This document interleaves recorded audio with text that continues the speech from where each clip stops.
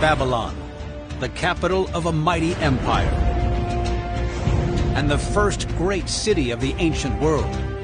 Babylon was one of the pinnacles of human ingenuity. Can clues here, in this vast archaeological site, reveal evidence of this long-lost metropolis? Babylon is one of the great cities of antiquity. Everybody admired what they did. Babylon is famed far and wide for its architectural wonders, but denounced in the Bible as a place of wickedness, debauchery, and sin. Are the stories true, or is Babylon a city buried under its own mythology?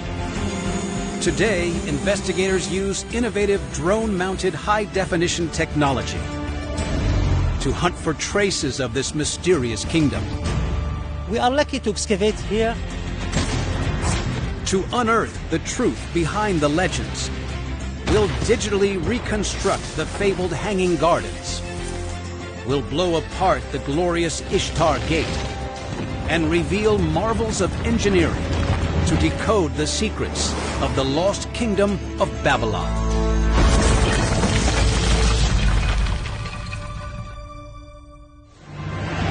"60 miles south of Baghdad, the capital of war-torn Iraq, lie the remains of an extraordinary ancient city, Babylon. Babylon is founded in the 3rd millennium BC, at the same time that the pharaohs of Egypt's Old Kingdom build their mighty pyramids. It is Babylon that powers the rise of human civilization here in Mesopotamia.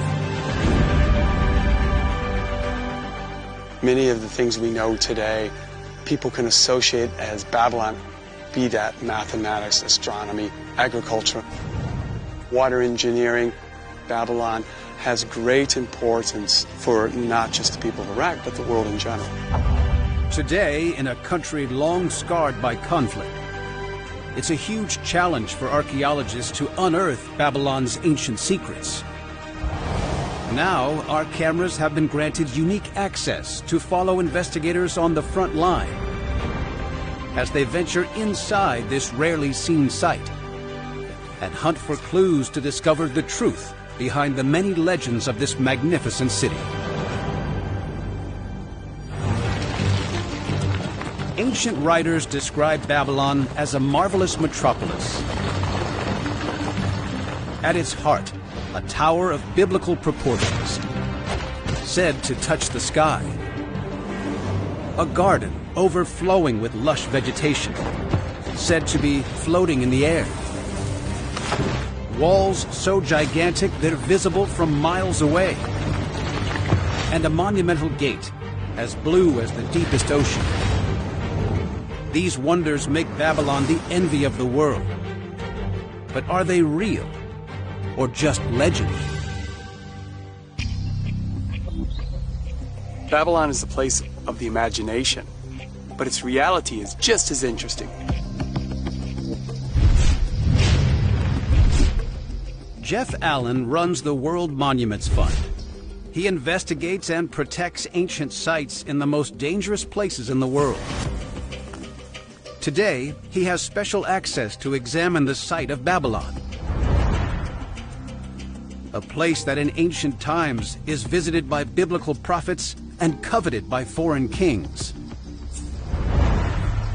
This is a processional way. This is the sacred route where Daniel and other key figures, Alexander the Great, once walked.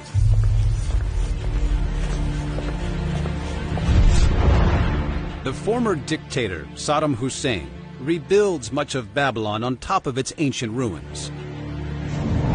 He even builds himself a modern palace, making the task of unearthing the real Babylon even harder. But excavations here reveal the foundations of a massive structure. The Etemenanke Tower, only half a mile from the old entrance to the city. It measures exactly 300 feet. The size of these foundations clearly say that this could be the Tower of Babylon. Investigators are now convinced that this huge and mysterious construction is the biblical Tower of Babel. But legends describe that the Hanging Gardens of Babylon, one of the 7 wonders of the ancient world, also stand inside the walls of this magnificent city. The legends say it's built by Nebuchadnezzar II, the greatest of all Babylonian kings. Legend has it, the king orders his architects to build a series of arches to support vast trough-like terraces. They build more layers on top and fill the terraces with thousands of tons of soil and many exotic plants. The garden becomes an overflowing oasis, seemingly suspended in the sky. A huge verdant mountain in the middle of the city. Did the Babylonians really build this towering green wonder in the baking hot desert?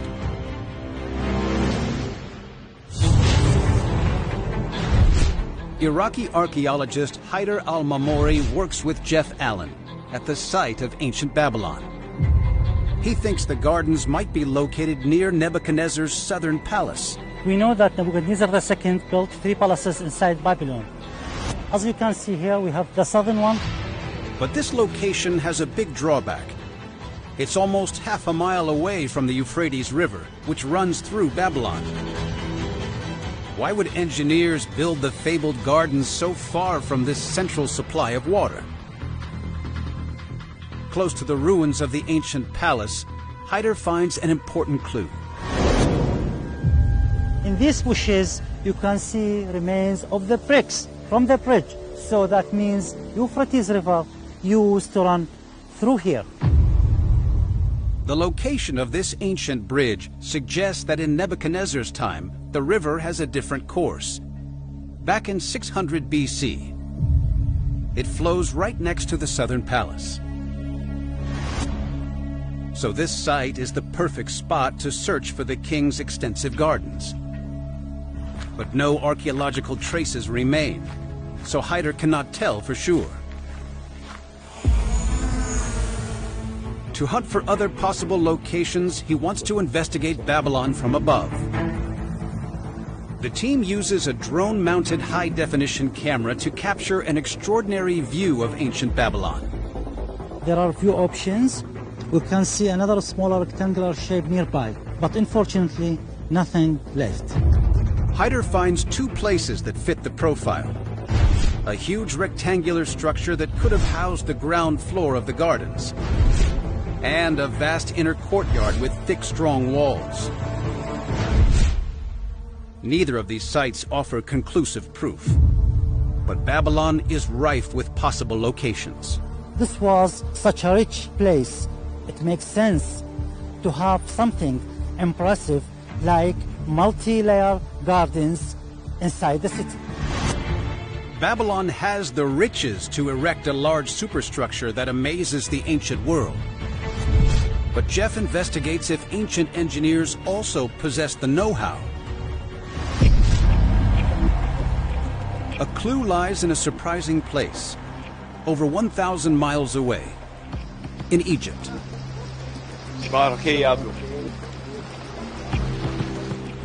Jeff hunts for evidence in Luxor. Here he examines another icon of the ancient world, the magnificent temple of the female pharaoh Hatshepsut. Built in the 1400s BC, it is almost 800 years older than the Hanging Gardens of Babylon. Jeff investigates if it's possible to construct and maintain a garden in the desert. This is Hatshepsut's temple. It's an amazing archaeological monument, and it looks like it also had a garden to it.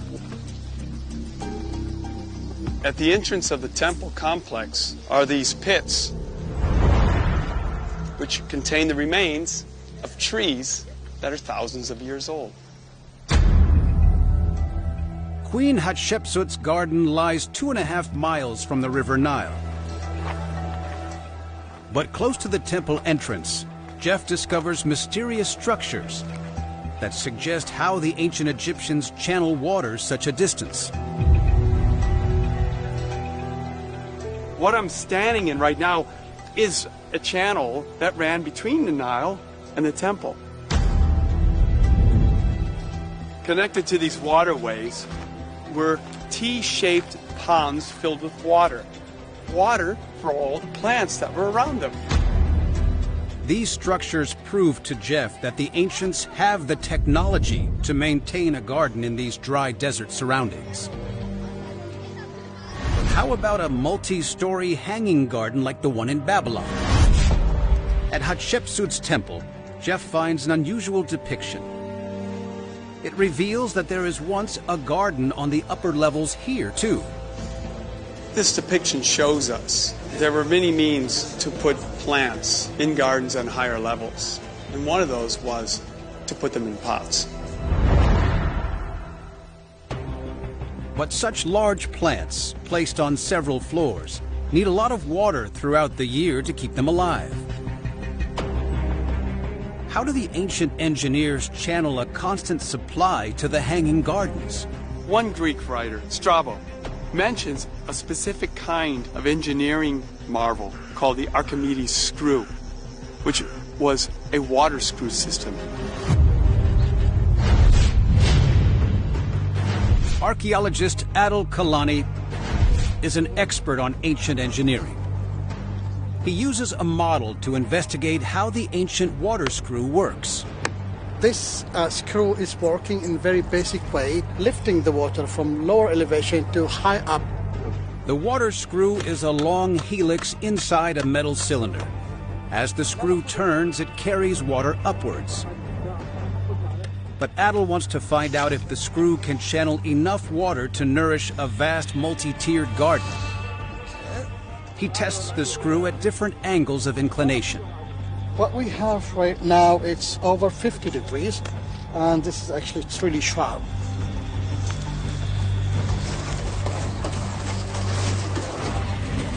The screw struggles to bring up any water at this sharp incline. I think it doesn't work. The water, when it's rising up a little bit, it's coming back again. Adil investigates several other angles to see if he can find a more efficient way to operate the screw. So it's 35.8 degrees.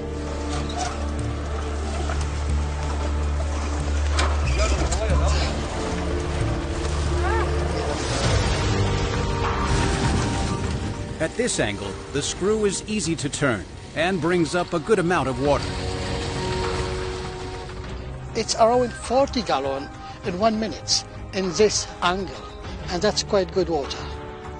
This is the best angle so far. Adil discovers that the optimal inclination is around 35 degrees.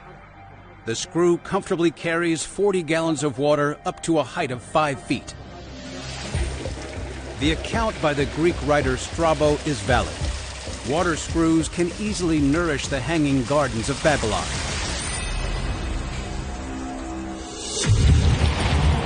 The Babylonians channel water from the nearby Euphrates River and use crane-like structures to lift it into a pool at the base of the hanging gardens. A system of screws carries water up from the pool to the next level until each terrace has its own water supply. But these magnificent gardens are only one striking feature of this city of wonders. The mighty King Nebuchadnezzar adorns his great city with architectural jewels that include the magnificent Ishtar Gate. What is the truth behind this legendary construction?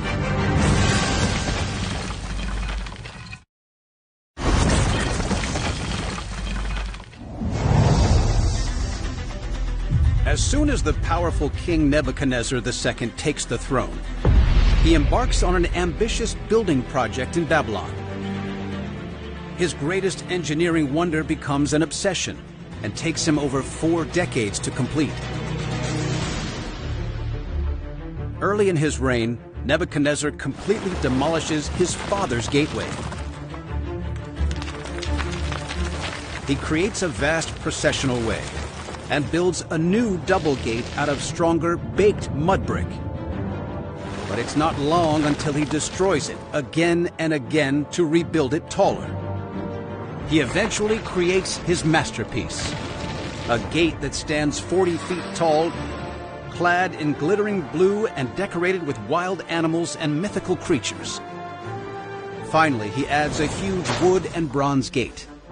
Why does he obsessively rebuild the Ishtar Gate so many times? Today, Iraqi archaeologist Haider al-Mamori has special access to investigate the remains of the gate in Babylon. He wants to discover the real reason behind Nebuchadnezzar's compulsive need to rebuild it. This is the older version of Ishtar Gate. It was constructed by unglazed backed bricks. Haider discovers many strange white marks on the walls. Salinization affected the area here.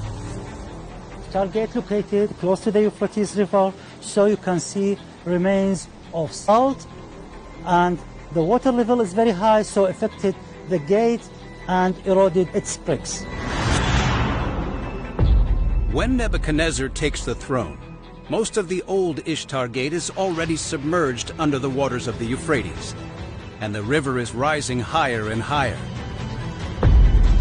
Nebuchadnezzar needs to raise the height of his gate and walls to keep them above the waterline. It was about preserving his city and keep it safe. Nebuchadnezzar II built the glazed gate above this one in order to protect it.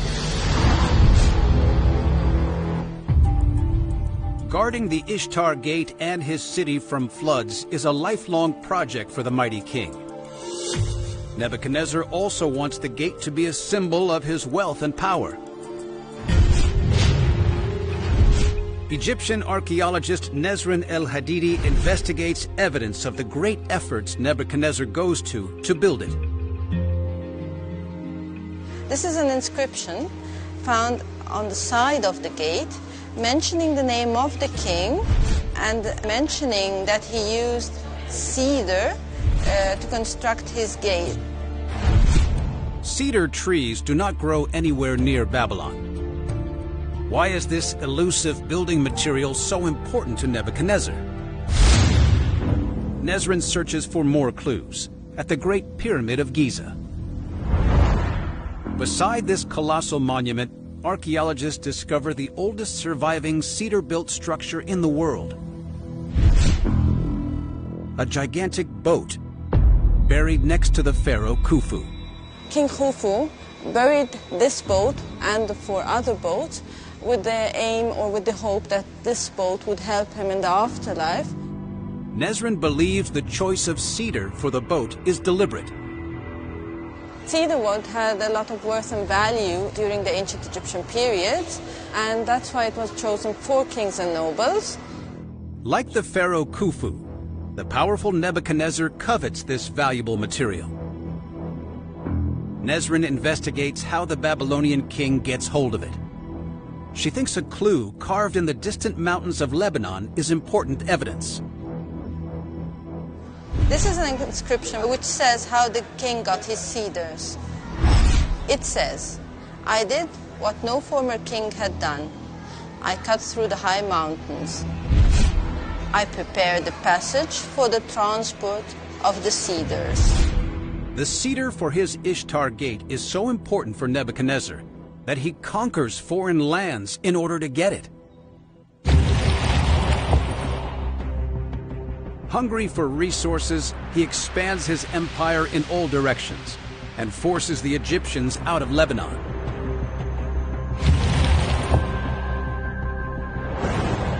He conquers the land and cuts down many of its rich cedar forests. Then he builds new roads through the Lebanese mountains and joins them up with the Euphrates River to transport the vast quantities of cedar wood. His workers ship the logs 500 miles along the Euphrates, all the way to Babylon, where Nebuchadnezzar uses them to build the Ishtar Gate. The Ishtar Gate is a massive construction, 40 feet tall, made from the finest materials. King Nebuchadnezzar spends decades building and rebuilding the Ishtar Gate to flaunt the power of his empire to any visitor, but also to safeguard the city from floods. Alongside this grand entrance, he also erects new city walls and doubles the size of his metropolis to over 200 square miles. Can ancient Babylon really be that big?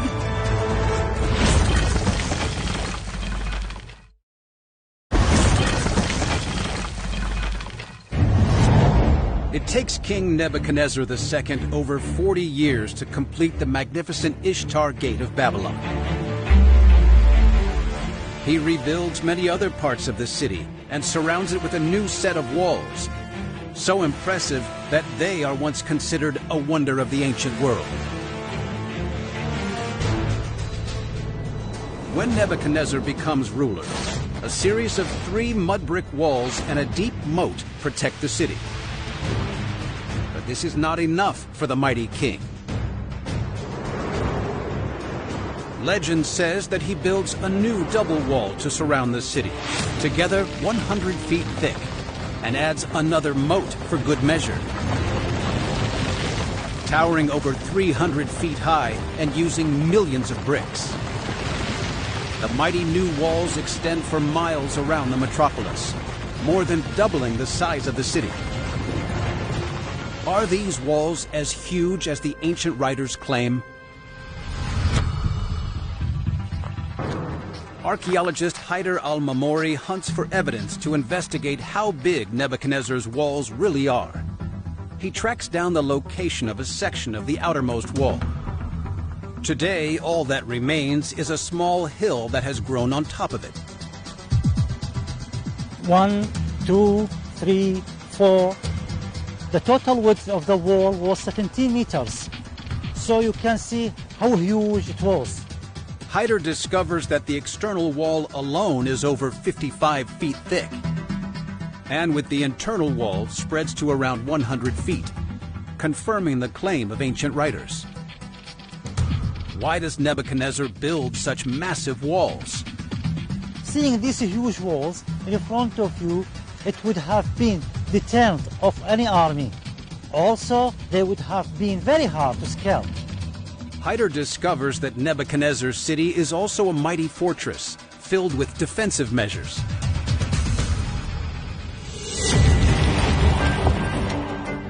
Ancient writers describe the city's impregnable outer double wall, guarded by 100 fortified gates, each with massive bronze doors. On the top of the broad walls, the king stations armed garrisons to patrol the city's entire circumference. The inner wall is taller than the outer one, so when the city comes under attack, the garrison's archers have a clear shot. To stop enemies entering the city by water, the walls reach down to the bottom of the riverbed, and iron grates protect the inlets of the canal. But no one knows how big the Babylon Nebuchadnezzar wants to protect really is. The Greek historian Herodotus describes how it occupies an area equivalent to over 200 square miles, a huge size even by modern standards. At 200 square miles, that would make Babylon roughly about the size of modern-day Chicago. And that would make it a pretty huge ancient city. Haider al-Mamori investigates if Babylon really is as big as the legends say. He uses high-definition drone-mounted photography to map the area that the huge walls encompass. Very little of the walls exist today. This makes tracing the perimeter difficult. Haider thinks that he can identify the outline of the eastern side of the city. Those hills, they look very uniform and follow a line. But the perimeter line stops when Haider reaches the western side of the city. it's very difficult to make out the western side. Simply, the area was full of modern houses, palm trees, and many other things. And I am not sure where is the direction to go. The western bank is impossible to identify. But from the survey of the eastern side, the size of the city looks much smaller than 200 square miles. Hyder estimates Babylon's real size is more likely closer to 2,000 acres, about twice the size of New York's Central Park. It takes Babylon hundreds of years to reach the glory days of Nebuchadnezzar's rule.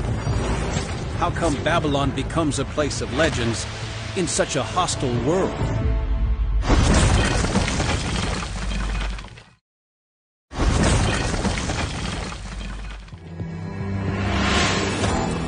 During the reign of King Nebuchadnezzar II, Babylon is the greatest city in the ancient world.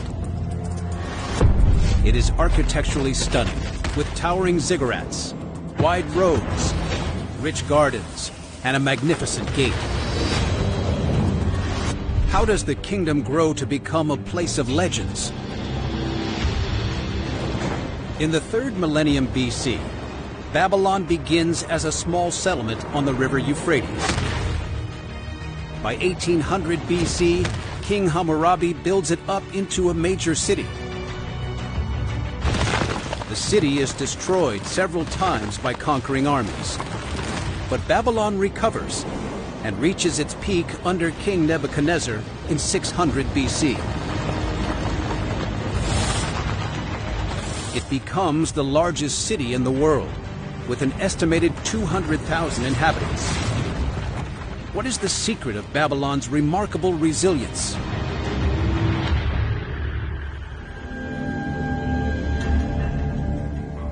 Hyder al-Mamori hunts for clues in Dilbat, an ancient city only 25 miles south of Babylon. This area around Babylon was filled with many cities, big and small cities. For example, Kish, Borsippa, and Dilbat. The high water table in Babylon makes it a challenge for archaeologists to dig down to its earliest times. But Hyder believes these neighboring cities can reveal vital missing evidence. Here, for example, we are dealing with a level dated back to about 1500 BC. At Dilbat, Hyder's team unearths surprising discoveries. This city was huge. This led me to think that the city was wealthy. The discovery leads Hyder to a groundbreaking conclusion about Babylon. Babylon was wealthy too, even between the rules of the two great kings, Hammurabi and Nebuchadnezzar II. Hyder believes that the reason for this wealth is a new policy of cooperation between these early cities. Dilbat was a breadbasket of Babylon, so Dilbat and Babylon has great relationship, and also they have good relationship with neighboring cities. By working together, the cities in this region grow and thrive. This period is very important because the country unified in one state, and at the same time, the country lived peaceful for a long time. Is cooperation the only reason that Babylon continues to succeed? Even in its earlier periods, without a mighty ruler at the helm? Hyder believes that clues in the landscape reveal another reason for the region's success. All around us, we are surrounded by fertile land. Even nowadays, it's a prime spot to build cities because you can feed them. Babylon is located in an ideal part of the world, with access to numerous waterways. Evidence suggests that the many rivers trigger the birth of civilization in the plains of Mesopotamia.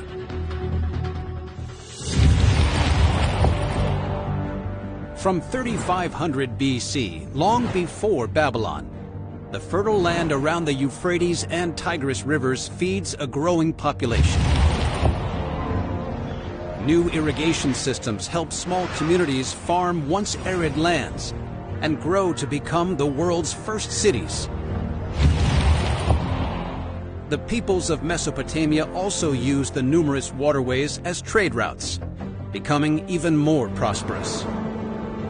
By 1800 BC, Babylon rises in power under the rule of King Hammurabi to become the capital city of a mighty empire.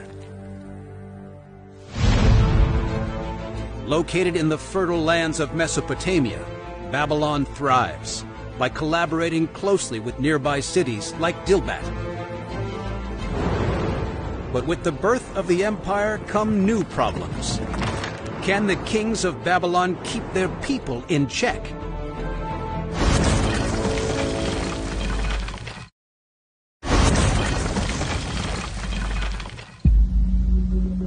In 1800 BC, King Hammurabi of Babylon controls an empire that stretches across most of Mesopotamia. How does Babylon's first great king manage to rule a mighty empire stretching over 5,000 square miles?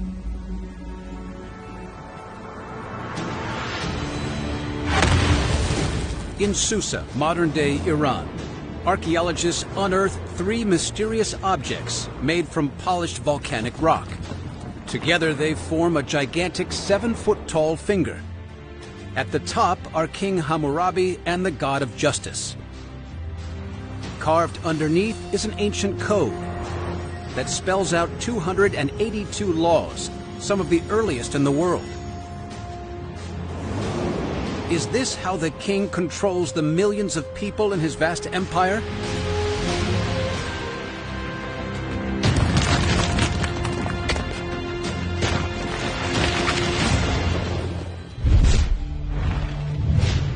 Professor Stephanie Daly is an expert in the Babylonian language and cuneiform, the ancient script it is written in.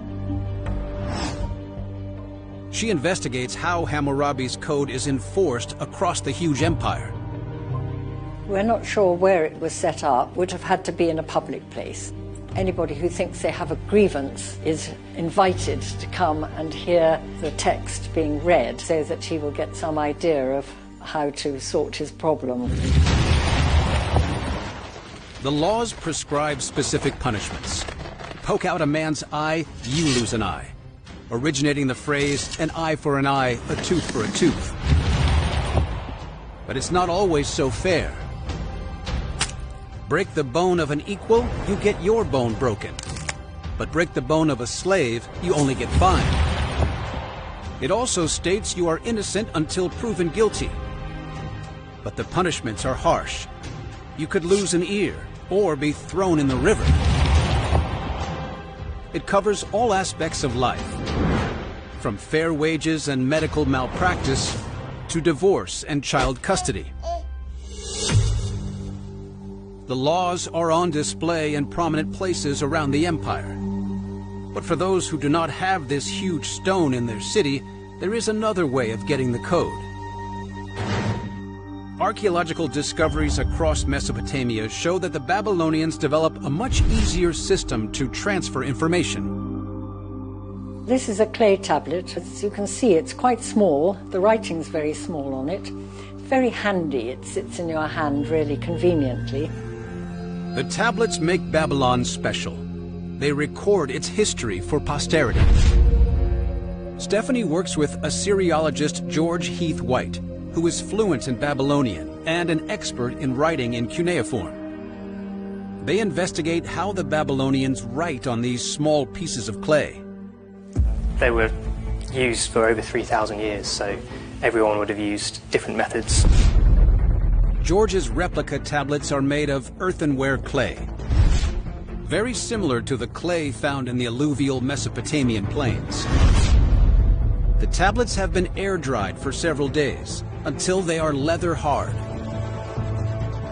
George inscribes one of Hammurabi's most famous laws. So far we have Shumma awilum ain ma awilim utapid einshu. So if a man blinds the eye of another man. By making small indentations in the clay, ancient scribes develop a complex system of writing with over 600 symbols.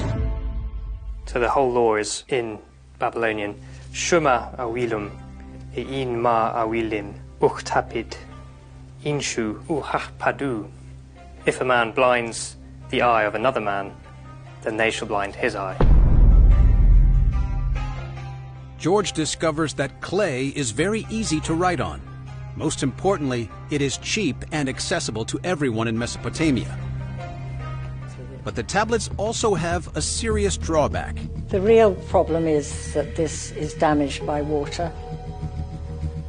You can already see the clay coming off. And obviously, if you've written something that you want to keep forever, then you don't want it to get wet because it's going to be ruined. But if the clay tablets are so vulnerable to water, how come archaeologists unearthed so many of them across Mesopotamia? Stephanie believes that there is a way of hardening them by using the same technology used for making bricks. These two have actually been kiln-fired, so they're turned terracotta. Of course, terracotta is waterproof.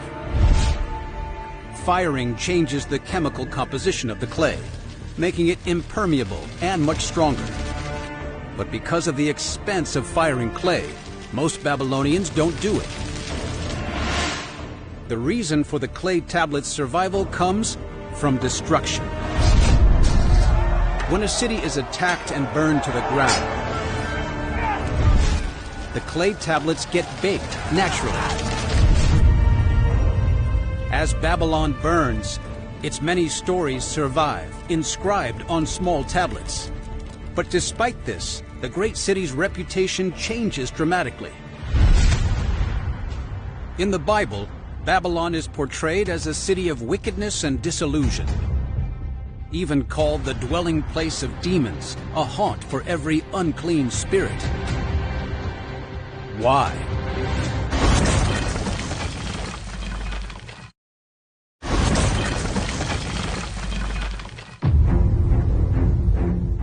The ancient kingdom of Babylon is a hub of learning and culture, of writing and art.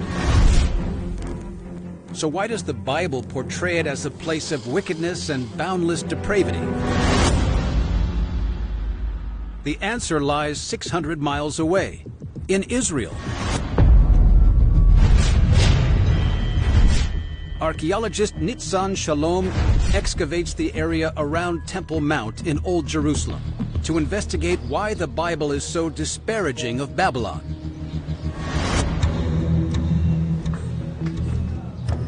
A clue lies 30 feet down in this vast archaeological site. Inside this room, you can see we found a massive destruction layer, all destruction debris from the collapse of the buildings, and all of this burnt very intensely. We have a lot of charred materials. Nitzan is a microarchaeologist of destruction. At the site of this collapsed building, she makes a vital discovery. We did find a layer of pottery lying on the floor. And that pottery dates with great certainty to the very end of the Iron Age. We can say with very high likelihood that this building was destroyed by the soldiers of Nebuchadnezzar in 586 BC. Early in his reign, King Nebuchadnezzar embarks on an aggressive military campaign. He conquers Jerusalem and later destroys this part of the city. We can see here massive stone monoliths that were part of the construction of this building. That takes manpower, that takes money. So this tells us that elite were living in this house, someone very powerful, very linked to the government. Nebuchadnezzar burns down the houses of the elites of the city in order to destabilize Jerusalem and quench any unrest. What happens to the owners of these houses? Nebuchadnezzar spares their lives but removes them from power. I think that there wasn't like an attack on this house in the sense of a battle. It seems like it was more of an abandonment followed by a planned destruction that was done with some kind of advance notice for the residents of this place. The Old Testament recounts that close to 10,000 people, mostly the rich, officials, and priests, are taken in captivity to Babylon. There they write whole sections of the Bible. And Babylon is cast as the ultimate enemy. The giant ziggurat of Babylon, Entemenanke, becomes the biblical Tower of Babel. God strikes it down as punishment. Nebuchadnezzar himself becomes a lonely wandering king, driven to insanity. The siege on Jerusalem had such a deep impact on the historical memory of this nation. This is the reason why Babylon is remembered as such a hated empire in the history of the Jewish people. Despite its biblical reputation, investigators like Jeff Allen and Haider al-Mamori unearth a magnificent city, restoring its fame. The city of Babylon is a city of wonders, home to the famed Hanging Gardens, the Tower of Babel, and the brilliant Ishtar Gate, built with the richest materials. Babylon is the capital of a mighty empire, a spectacular kingdom of the ancient world, inscribed in history as one of the greatest ever to exist.